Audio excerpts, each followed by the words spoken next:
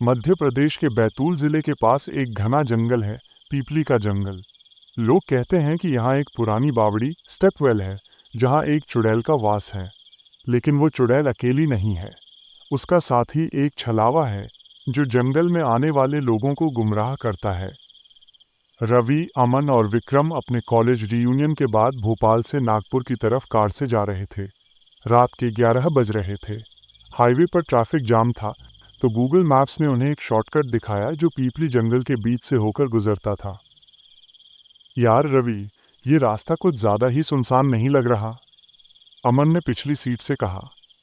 Ravi steering पर था। अरे रिलैक्स कर, मैप दिखा रहा है कि 40 मिनट में हम मेन हाईवे पे होंगे। वैसे भी इस जंगल का मौसम कितना बढ़िया है। विक्रम बगल वाली सीट पर सो रहा था। गाड़ी जंगल के बीचों बीच पहुंची थी कि अचानक हेडलाइट की रोशनी में उन्हें कुछ दिखाई दिया। सड़क के बीचों बीच एक लाल रंग की साड़ी पहने एक औरत खड़ी थी। उसका घूंघट उसके चेहरे पर था। रवि ने पूरी ताकत से ब्रेक मारा। क्रीच, गाड़ी उस औरत से महज 1 इंच दूर रुकी।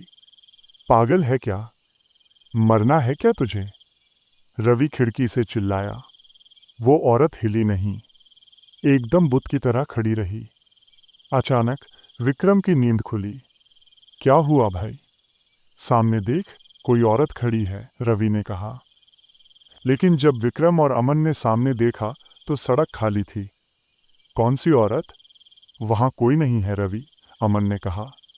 अरे अभी तो थी, लाल साड़ी में, रवि ने पसीना पोंछा। शायद मेरी आंखों का धोखा होगा। रवि ने गाड़ी आगे बढ़ाई, लेकिन गाड़ी स्टार्ट नहीं हुई। इंजन मर चुका था। शिट, अब ये क्या मुसीबत है? रवि बड़बड़ाया और गाड़ी से नीचे उतरा। उसने बोनट खोला। इंजन से धुआं निकल रहा था। अमन और विक्रम भी नीचे उतर आए। चारों तरफ घुप अंधेरा था और जंगल के कीड़ों की आवाज़ कानों में चुभ रही थी। तभी जंगल के अंदर से किसी के पायल छनकने की आवाज़ आई। छम छम छम। आवाज़ बहुत मधुर थी, लेकिन इस सन्नाटे में वो जानलेवा लग रही थी। तुम लोगों ने सुना? विक्रम ने फुसफुसाया। अचानक अमन ने जंगल की तरफ इशारा किया। वो देखो, वो रही वो लाल साड़ी वाली औरत। पेड़ों के बीच करीब 50 मीटर दूर वो औरत खड़ी थी। वो उन्हें हाथ हिलाकर बुला रही थी। ये बुला क्यों रही है और इतनी रात को जंगल में क्या कर रही है? रवि को घबराहट होने लगी। तभी अमन को एक आवाज़ सुनाई दी। बचाओ भैया, बचाओ। ये आवाज़ किसी बच्चे की थी। यार, लगता है वो मुसीबत में है। शायद उसका एक्सीडेंट हुआ है। अमन, जो स्वभाव से बहुत मददगार था, बिना सोचे जंगल की तरफ दौड़ा। अमन रुक, पागल मत बन, रवि और विक्रम चिल्लाए, लेकिन अमन पेड़ों के पीछे गायब हो गया। रवि और विक्रम वहीं सड़क पर खड़े अमन का इंतजार करने लगे। 10 मिनट बीत गए, 20 मिनट बीत गए। अमन वापस नहीं आया। हमें जाकर देखना चाहिए, विक्रम ने कहा। उन्होंने मोबाइल की टॉर्च जलाई और जंगल के अंदर घुसे। थोड़ा अंदर जाते ही कोहरा, फॉग बढ़ने लगा। उन्हें रास्ता याद रखना मुश्किल हो रहा था। तभी उन्हें अमन की आवाज आई। रवि, विक्रम, इधर आओ, जल्दी आओ। आवाज दाईं तरफ से आ रही थी। वे दोनों उस तरफ दौड़े, लेकिन तभी ठीक उसी वक्त बाईं तरफ से भी अमन की आवाज आई। रवि, विक्रम, वहां मत जाना, वो मैं नहीं हूं, मैं यहां हूं। रवि और विक्रम के कदम जम गए। 2 दिशाएं, एक ही आवाज, एक ही टोन। ये क्या बकवास है? रवि का गला सूख गया। असली अमन कौन सा है? दाईं तरफ से आवाज आई। अरे मैं हूं असली अमन। मुझे एक भेड़िया मिल गया था, मैं पेड़ पर चढ़ा हूं, जल्दी आओ। बाईं तरफ से आवाज आई। झूठ, वो छलावा है। मैं यहां गड्ढे में गिर गया हूं, मेरे पैर में चोट लगी है। विक्रम ने रवि का हाथ पकड़ा। रवि, मेरी दादी कहती थी कि छलावा जंगल में आवाजें चुराता है, हमें किसी पर भरोसा नहीं करना चाहिए। तभी उनके ठीक सामने अंधेरे से अमन बाहर निकला। वो बिल्कुल ठीक लग रहा था। न चोट न घबराहट। तुम दोनों यहाँ क्या कर रहे हो? चलो गाड़ी के पास चलते हैं, अमन ने सामान्य रूप से कहा। रवि को राहत मिली। यार तूने तो डरा ही दिया था। वो आवाजें क्या थीं? अमन हंसा। कैसी आवाजें? जंगल में हवा चलती है तो भ्रम होता है। चलो। अमन आगे चलने लगा। रवि और विक्रम उसके पीछे चले। चलते चलते विक्रम की नजर अमन के पैरों पर पड़ी। जंगल की सूखी पत्तियों पर जब अमन चल रहा था तो आवाज नहीं आ रही थी, जबकि रवि और विक्रम के जूतों की आवाज आ रही थी। विक्रम ने धीरे से टॉर्च की रोशनी अमन के पैरों की तरफ की। उसकी रूह कांप गई।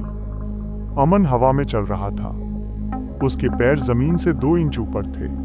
विक्रम ने रवि का हाथ जोर से दबाया और आंखों से इशारा किया। रवि ने भी देखा। ये अमन नहीं था, ये छलावा था जिसने अमन का रूप ले लिया था। रवि ने हिम्मत जुटाई और कांपती आवाज में पूछा, अमन, तेरी घड़ी कहाँ है? अमन, छलावा रुका। वो धीरे से पलटा। उसके चेहरे पर एक शैतानी मुस्कान थी। घड़ी? ओहो, शायद वो गिर गई जब उस चुड़ैल ने मेरी गर्दन मरोड़ी थी। इतना कहते ही उस अमन का चेहरा बदलने लगा। उसकी आंखें अंगारों की तरह लाल हो गईं। उसका मुंह बड़ा होता गया और दांत जानवरों जैसे नुकीले हो गए। उसने एक भयानक दहाड़ मारी।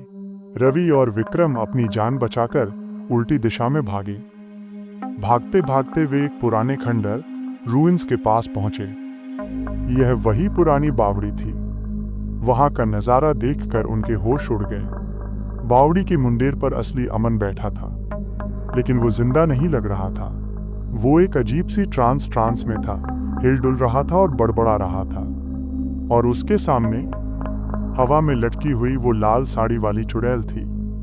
चुड़ैल के बाल जमीन तक लंबे थे। उसके पैर उल्टे थे। उसका चेहरा सड़ा हुआ था, जिसमें से कीड़े गिर रहे थे। वो अमन को सम्मोहित, हिप्नोटाइज कर रही थी। आजा मेरे पास, इस पानी में कूद जा, मुक्ति मिल जाएगी। चुड़ैल की आवाज भारी और गूंजने वाली थी। अमन धीरे धीरे बावड़ी के गहरे काले पानी की तरफ झुक रहा था। अमन, नहीं! रवि चिल्लाया और उसने पास पड़ा एक पत्थर उठाकर चुड़ैल की तरफ फेंका। पत्थर चुड़ैल के शरीर के आर पार हो गया, जैसे वो धुएं की बनी हो। चुड़ैल ने अपनी गर्दन 180 डिग्री घुमाकर रवि और विक्रम को देखा। मेहमान आए हैं, स्वागत नहीं करोगे? तभी पीछे से वो छलावा, जो अब एक भयानक राक्षस के रूप में था, भी आ गया। वे दोनों तरफ से घिर चुके थे। एक तरफ चुड़ैल, एक तरफ छलावा। चुड़ैल ने हाथ उठाया और रवि को हवा में उठा लिया। रवि का गला घुटने लगा। विक्रम, भागो! रवि मुश्किल से बोल पाया। विक्रम ने देखा कि अमन अब गिरने ही वाला है। विक्रम ने अपनी जान की परवाह किए बिना अमन की तरफ छलांग लगाई और उसे पीछे खींच लिया।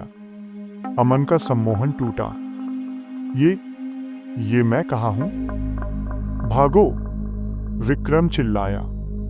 तीनों दोस्त जंगल में बेतहाशा भागने लगे, लेकिन जंगल खत्म ही नहीं हो रहा था। वो जिस भी दिशा में भागते, घूम फिरकर उसी बावड़ी के पास आ जाते। ये भ्रम जाल था। हम यहाँ से कभी नहीं निकल पाएंगे। अमन रोने लगा। मैंने देखा कि वो हमारे साथ क्या करने वाले हैं। वो हमारी खाल उधेड़कर पहन लेंगे। तभी रवि को याद आया, हनुमान चालीसा। विक्रम, तेरे पास वो लॉकेट है ना? विक्रम ने अपनी जेब से हनुमान जी का लॉकेट निकाला। उसने उसे कसकर पकड़ा और जोर जोर से हनुमान चालीसा पढ़ने लगा। जिस लगे चुड़ैल की चीखें सुनाई देने लगी।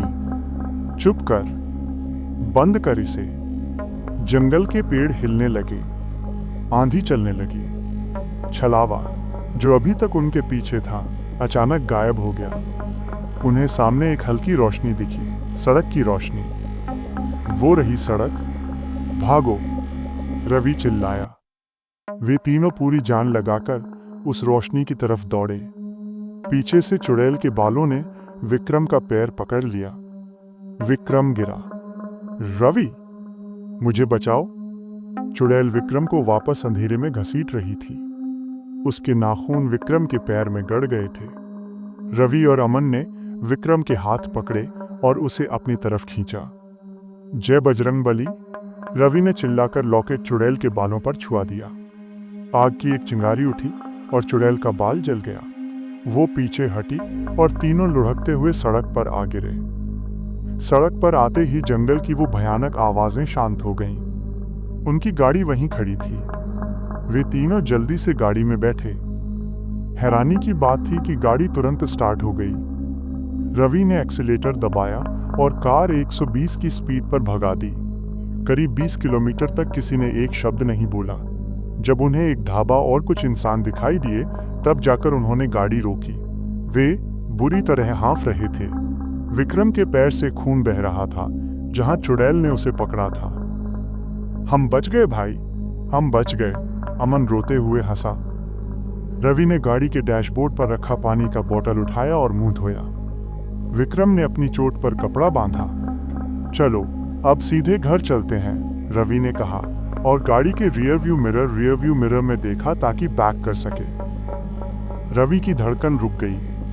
मिरर में पिछली सीट पर अमन और विक्रम बैठे थे, लेकिन अमन के चेहरे पर वही शैतानी मुस्कान थी और विक्रम की गर्दन अजीब तरीके से लटकी हुई थी। रवि ने झटके से पीछे मुड़कर देखा।